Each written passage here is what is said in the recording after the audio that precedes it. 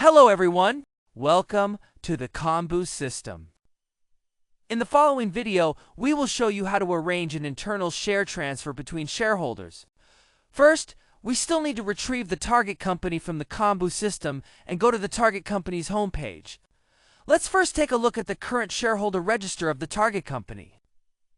We can see that currently the target company has 6 shareholders. Their share numbers are number 1 through number 4, and number 12 and number 13. This time, we want to arrange for the shares held by user number 12 and user number 13 to be transferred to user number 3 and user number 4, respectively. This achieves an internal transfer between shareholders. At the same time, user number 12 and user number 13 will exit the target company under the current investment structure, or equity holding structure. The first thing to do is also to create a new investment agreement. So, we jump to the Register of Agreements. Assume that user number 12 is the user who leads this internal share transfer transaction. User number 12 creates a new clone contract of an investment agreement. After we click the Confirm button, we can see that a new draft contract has been created in the investment agreement list. Its current status is created. We click the link to jump to the body terms of the investment agreement. For example, we still authorize account number 2 as the administrator of the lawyer role group for the smart contract, or we appoint him as the general counsel of the smart contract. Account number 2 will lead the drafting of the contract clauses. Then we switch to the account of shareholder number 12, the creator of the smart contract. Shareholder number 12 formally appoints account number 2 as the lawyer for this smart contract to carry out the detailed drafting of the clauses. Now we can see that the owner and creator of this smart contract is user number 12. At the same time, we can see that we have appointed account number 2 as the drafting lawyer for this smart contract. Then we switch to account number 2 to actually draft the contract clause content. Then switch to the body terms section of the smart contract. We need to select the type of transaction we want to create. As we have already introduced, what we need to do this time is an internal share transfer between shareholders. So we select the third option, Transfer Internal. What is the share number of the target shares to be transferred? First, we fill in share number 12. At this point, the system automatically retrieves the corresponding attributes of share number 12 from the backend. We can see that the share class is Class 1 shares. Its current issuance price is $1.50 per share. Of course, we want a little profit, so we set the transfer price at $2 per share. Then we determine a final closing deadline for the transaction of share number 12. For example, we give it 1 month. The potential buyer is shareholder number 3. Shareholder number 3 is an independent shareholder with no related party relationships with other shareholders.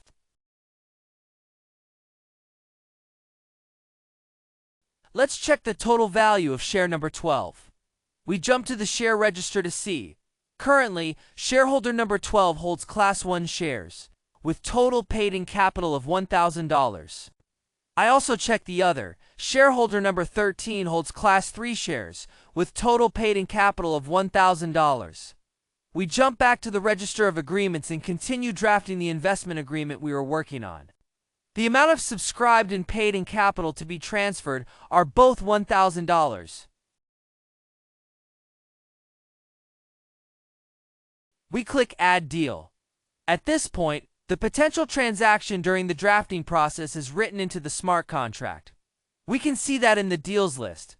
This investment agreement now has one transaction detail. Now, we write the other share transfer transaction into the same contract. The target shares are share number 13. The system automatically retrieves the relevant attributes of share number 13. We can see that share number 13 is Class 3 shares. The actual issuance price is already $2. We add a little more, set the transfer price at $2.20. The closing date is set to the same date. The potential buyer is user number 4, who is also an independent shareholder. The total capital contribution amount of the transaction is $1,000. We click Add. Now the second transaction has been written into the investment agreement. So one investment agreement can actually cover multiple transaction contents or multiple individual transactions. Of course, what we are arranging now are internal share transfers between shareholders, all of the same category. We can also put different categories of transactions into the same investment agreement. This also matches what often happens in business scenarios. For example, a capital increase transaction and a share transfer transaction can both be written into one investment agreement. The buyer might subscribe to some newly issued shares of the company while also acquiring some old shares from existing shareholders. All of this is possible. After we finish drafting the body clauses, we edit the relevant signature page. We require all parties to sign within 1 day. This transaction agreement has a 90-day closing period. If exceeded, the relevant seller can terminate the contract, thereby releasing the lock on the target shares. Next, we fill in the user IDs of the potential buyers, respectively the user IDs of shareholder number 3 and shareholder number 4. When we click Confirm, we see that the IDs of user number 3 and user number 4 are both listed in the buyer's signature column. Then we add the seller's IDs, respectively, the user IDs of shareholder number 12 and shareholder number 13.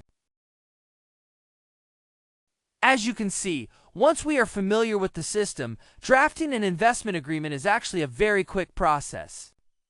The user interface is relatively friendly. So the seller information has been filled into the seller's signature column of the investment agreement, and the buyer information has been filled into the buyer's signature column.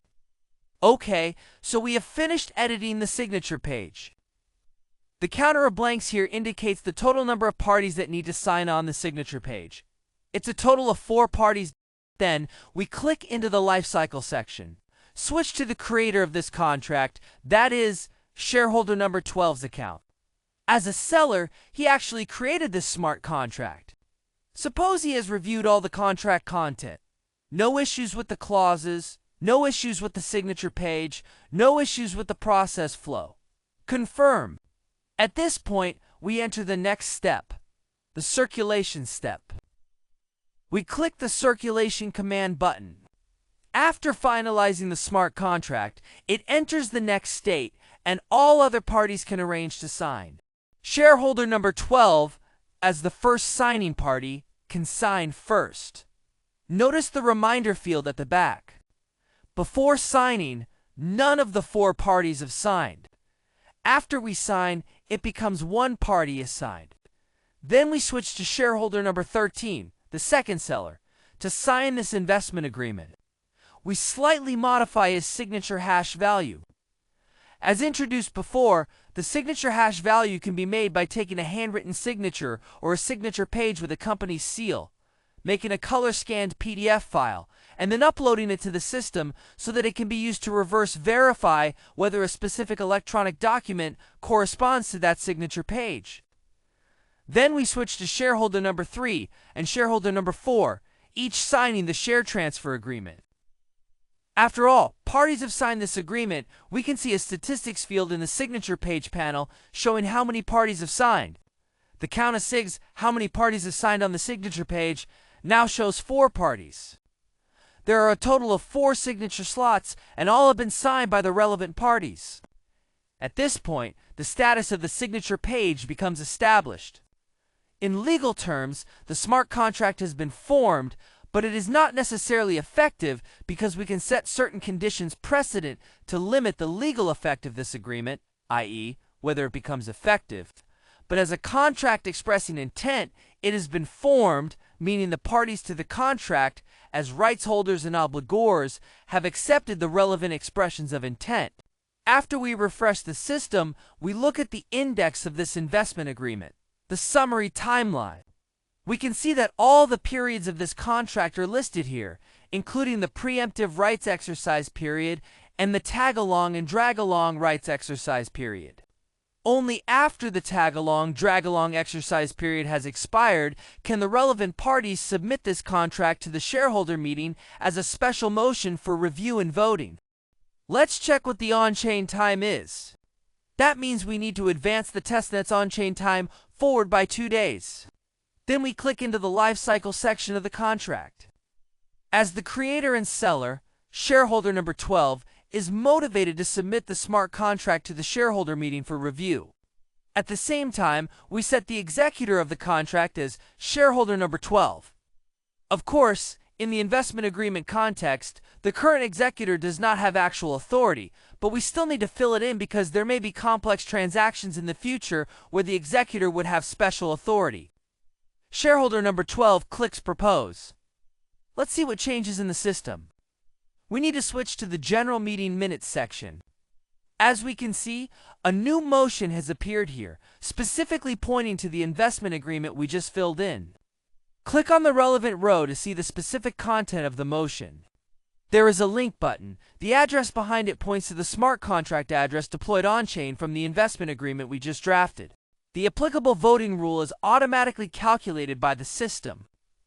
Because this is an internal share transfer between shareholders, it directly applies voting rule number 3. Let's briefly look at voting rule number 3. It says that the body authorized to approve this contract motion is the shareholder meeting or general meeting of shareholders.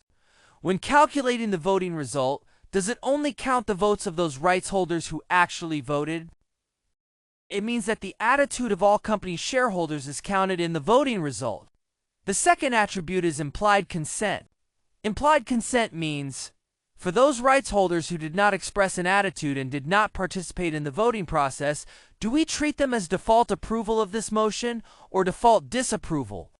For this type of internal share transfer agreement, the voting rule we are currently using applies a default rule from the Chinese company law.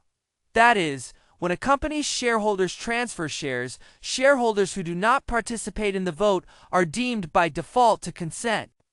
If we have other considerations, for example, not participating should be deemed as disapproval, then when setting up the shareholder agreement, we need to set the implied consent attribute in voting rule number 3 false. The last attribute is party-s consent. The parties to the investment agreement are recused from the voting process. Should we count their approval attitude in the voting result? Currently it is true, meaning we need to treat their attitude as approval of this motion and then count the voting result. Below are the definitions of the exercise periods for special shareholder rights. The time units are all days. We have simplified them all to 1 day. Of course, in actual operation, they might be 7, 8, or 15 days. This gives the relevant rights holders enough time to digest and understand the relevant investment agreement content and then decide whether to vote for or against in the voting process, or even whether to exercise preemptive rights, tag-along rights, or drag-along rights before submitting to the shareholder meeting for a vote. Now, the on-chain time has not yet entered the voting period. As in previous videos, we advanced the on-chain time through the console. Now we are shareholder number 12. Let's test whether shareholder number 12, as an interested party signatory, has the opportunity to vote.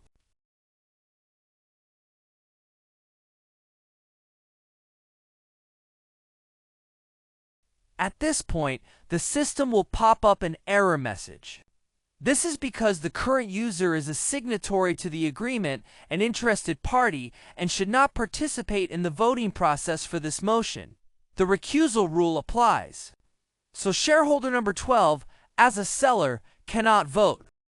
We switch to another user, for example, shareholder number 1, who is not a signatory to the agreement. Let's see whether he can vote at the current time. After switching to shareholder number 1, assume user number 1 also approves this motion. We vote. At this point, the system should satisfy all timing processes and the recusal rule, and user number 1 can vote. The system will record user number 1's voting attitude in this voting result. We can see that the supporting side already has one rights holder's expressed attitude. That is shareholder number 1. Click in to see the details. Shareholder number 1, on his own behalf, has cast a support vote recorded in the corresponding block. We switch to another user. For example, shareholder number 2. He is also not a signatory to the contract and can vote. Suppose the situation is good. All shareholders have fully communicated and approved this motion. So we fill in user number 2's voting hash value. Click Confirm, click Vote. After we confirm in MetaMask, User number 2's voting situation is recorded on chain. Shareholder number 3 and shareholder number 4, because they are parties to the agreement, will not be accepted by the system to vote. We won't demonstrate that. We advance the system time forward by another day. That is, we let the voting period complete and write it into a block. Then, jump back to the general meeting minutes section, bring up the relevant motion. At this point, we see that the system directly has a new legal action available, counting the voting result. Now suppose we use shareholder number 2 to trigger the instruction. We have not imposed any access restrictions on the instruction to count the voting result. Any user can call it, ensuring that the voting result does not stall legal proceedings just because a rights holder fails to trigger the relevant interface. Shareholder number 2 spends some gas to advance the voting procedure. We can see that the status of this motion has become passed. At this point, if we jump back to the Register of Agreements, the status of this investment agreement will also be updated to approved. It is no longer proposed. Approved means that the voting result favored this motion, while proposed means it has been submitted to the company's shareholder meeting for voting, so we can proceed to close this investment agreement. We choose two ways to close. One way is triggered by the seller under the investment agreement, or the seller in the transaction. This means that the seller may have already received the consideration, but that consideration was paid off-chain. For example, the share transfer consideration was paid directly in fiat currency. Then the relevant seller can trigger the transfer. They can directly trigger the share transfer instruction without needing to set a hash lock and wait for the buyer to pay off-chain. We can click Transfer Share. At this time, the instruction is very simple. Just a button. As the seller in the transaction, shareholder number 12 directly clicks the transfer button. After we confirm the transaction, the system automatically updates the share register in the background and issues a new share to the buyer of the new shares, i.e., sold to shareholder number 3. Now we can see that the status of this transaction has become closed. This transaction status is somewhat different from the status of the previous transaction. The previous one was locked. Locked means that the share number 13 held by user number 13 has become frozen, or its paid-in value has become 0. At this point, shareholder number 13 cannot transfer that share to any third party anymore. They cannot sign a new contract to transfer it to someone else. Now, let's temporarily jump to the share register and take a look. In the share register, we can see what is the status of share number 13 now. It's clean paid. The paid-in capital amount without encumbrances has become 0. This means that shareholder number 13 cannot do anything with any amount of his shares, whether pledging, transferring, or signing an agreement. It's all impossible. Okay, now let's look at the share we just closed. The shares originally held by shareholder number 12. We can see that his shares have actually been issued to shareholder number 3, that is, the buyer in the transaction we just closed. So user number 3 now actually holds 2 capital contribution certificates. One is share number 3 and the other is share number 12 we just closed. Because this share came from shareholder number 12, and shareholder number 12 had previously acquired it from shareholder number 1 and then transferred it to shareholder number 3. So we can see that in this capital contribution certificate, there is a special field called pre-sequence. This indicates that the current share originated from the previous share number 12. So what happened to share number 12? In fact, share number 12 has been completely canceled because it was fully transferred by shareholder number 12 to shareholder number 3. Therefore, share number 12 has been completely canceled in the share register. Can we query where share number 12 is? Actually, yes, because the relevant records can be found from the blockchain events or the on-chain log system to find the relevant transaction changes. However, we won't go into that detail in the user interface here. Alright, next we arrange the second equity transaction in the same investment agreement and also close it. How do we choose to close it this time? We can choose to have the buyer in the transaction directly settle this share transfer agreement via on-chain payment. So we switch to the buyer, shareholder number 4, and have him directly pay the corresponding fiat currency to the seller, thereby obtaining the corresponding shares. After closing, the status of this transaction will also become closed, indicating that the second transaction under the entire investment agreement has also become closed. Now we switch back to the company's homepage. Let's look at the shareholder register displayed on the company homepage. At this point, we can see that there are only 4 shareholders in the shareholder register.